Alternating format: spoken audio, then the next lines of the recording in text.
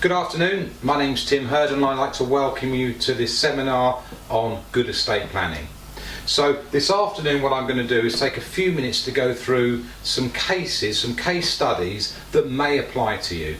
Now they are very general and there is nothing like sitting down one-to-one in the comfort of your own home and going through your individual circumstances. But as I say, for the next few minutes I'll go through some general circumstances that may apply to you.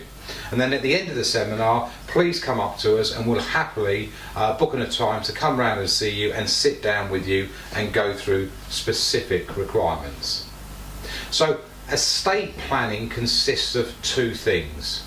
It consists of a good will with a good trust in a lot of cases and lasting powers of attorney. That's one for your finances and one for your health and welfare. And one of the issues we always see is that people don't actually get good advice. And basically what I want to do is to show you that if you put a basic will in place, then okay, the price may be lower but the cost could be huge to you. And let me explain what I mean by that. So a lot of us here today are homeowners, which is nice. And I'm going to give you two examples. So the first one is a couple. So we've got Jim here and Jan. And they own their house and in effect they're on their second marriage. It wouldn't matter if they were on their first, but they're on their second marriage and they own the house jointly. And it was suggested to them, and they thought it was a great idea, that they make a will giving everything to the surviving spouse and then on to the children. So Jan has two children from a previous marriage and Jim has two as well. And on the face of it that sounds good. So let's see how that would work out though. Now in this example we can say that Jan dies first. It would be exactly the same if Jim dies. And remember, they own this house jointly. Now there is some land registry work to do, which we would do for you if you required good estate planning. But I'm not going to cover that at this seminar. Okay, so Jan dies and, you know, they were talking to their friends and they said it would be a great idea if you pass it to Jim and then Jim can look after all four children when you both passed away. And it'd be exactly the same, Jim, for you if you died first. So Jan dies and passes the house and all of the money. And Jim's a good guy, but he lives another 35 years. Not unreasonably, he meets someone else and they get married. But it doesn't work out and therefore they get a divorce. And can you see that this half of the house that Jan thought was going to her children, because they'd agreed it, in fact goes in a divorce settlement to that other woman and not to her children. And we know Jim's a good guy, even if they didn't get a divorce and they got married, because Jim got married, then the will, that's the basic will that he made, is cancelled. And therefore it's likely that if he doesn't make another one, then the house would still go to the new wife. And less likely that Jim could get into financial trouble and go bankrupt. And again, because he owns the whole house, because Jan passed it to him under the will, then the whole house could be subject to a bankruptcy order. And as he gets older he could go into care, and again, because the whole house is owned by Jim, it is the whole house that will be assessed for care costs. And the crying shame is, all the time Jan thought her children were getting it. And it needn't be that way. Actually, it gets worse. Because 6 years before Jan died, she had a stroke. And what that meant is she couldn't get up the stairs. So what the children did is they decided to get together and suggested Mum and Jim go into a bungalow. But of course, Jan owned half the house, she couldn't sign for her half. And therefore, they couldn't move. And the only option then was to go to the Court of Protection and get the court to make it happen. And that costs thousands of pounds and takes months and months to sort out. And again, this needn't happen. It was all caused because of no estate plan.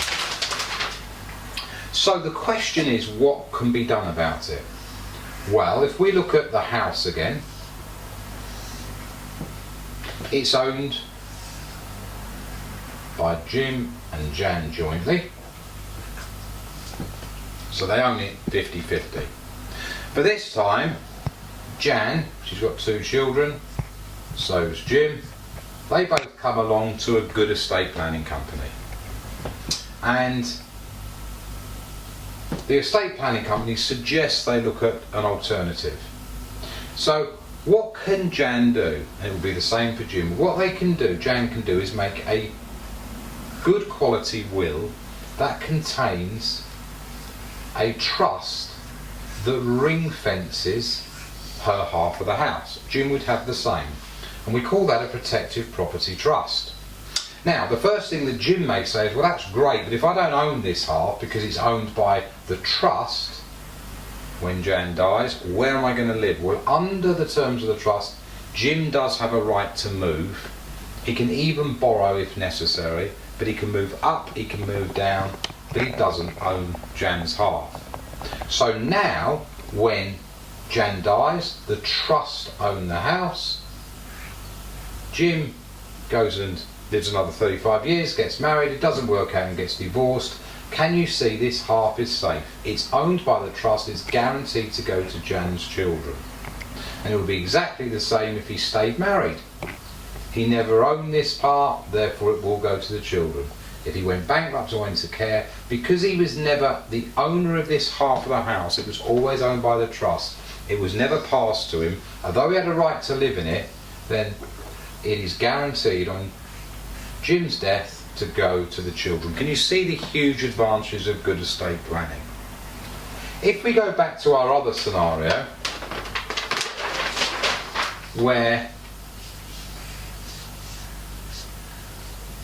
Jan had a stroke and couldn't get up the stairs. So remember, the family decided it would be great to move to a bungalow.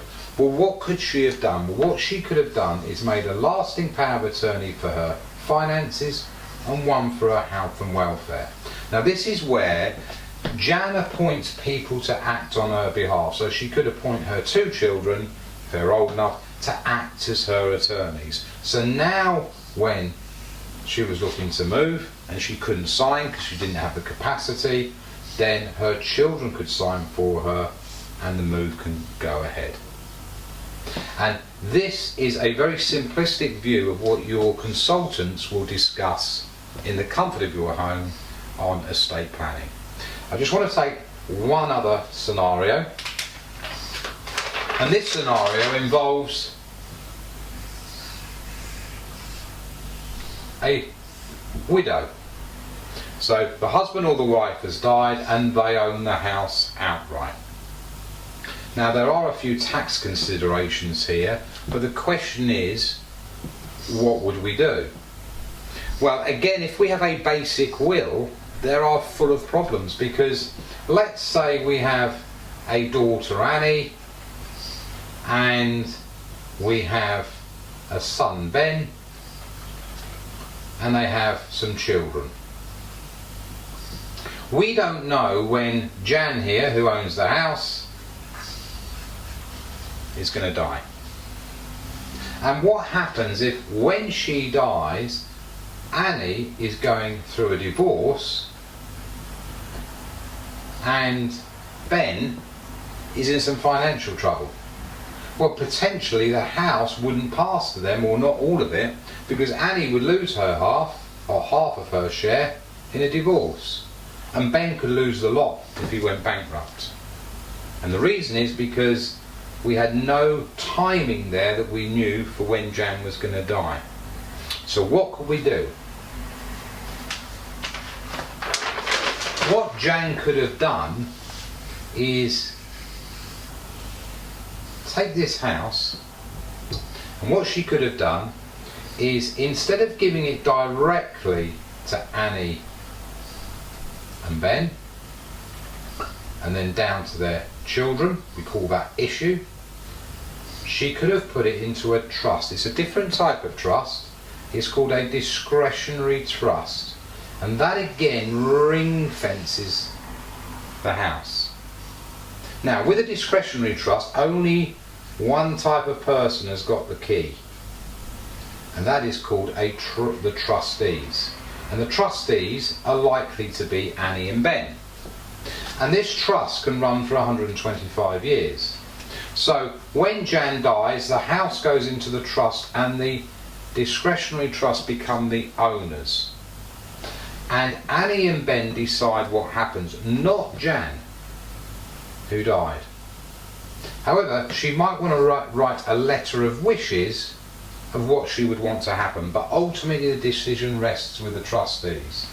So now can you see, when Annie's going through a divorce, she's not going to pay out anything to herself because she'd lose half of it in a divorce. So the trust remain the owners, as I say, for 125 years if necessary. Ben would do the same.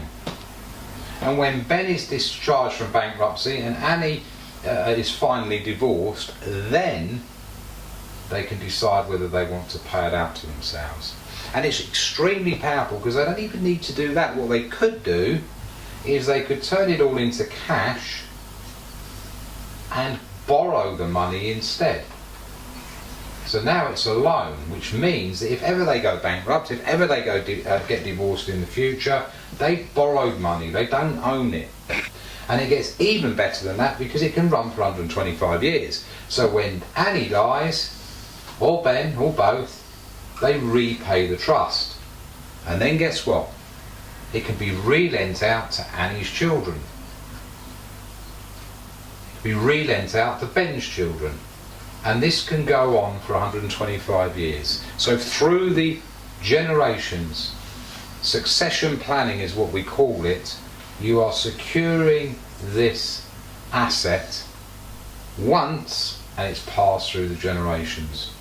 And interestingly as well, although there may be tax to pay on day one on this house when Jan dies, because it's a loan, then when Annie pays it back and it's re-lent out to her children, there will not be any tax.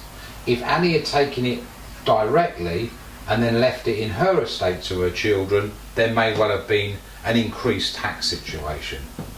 And again, of course, we would always suggest that Jan has lasting powers of attorney for her finances and how, for the reasons that we've gone through previously.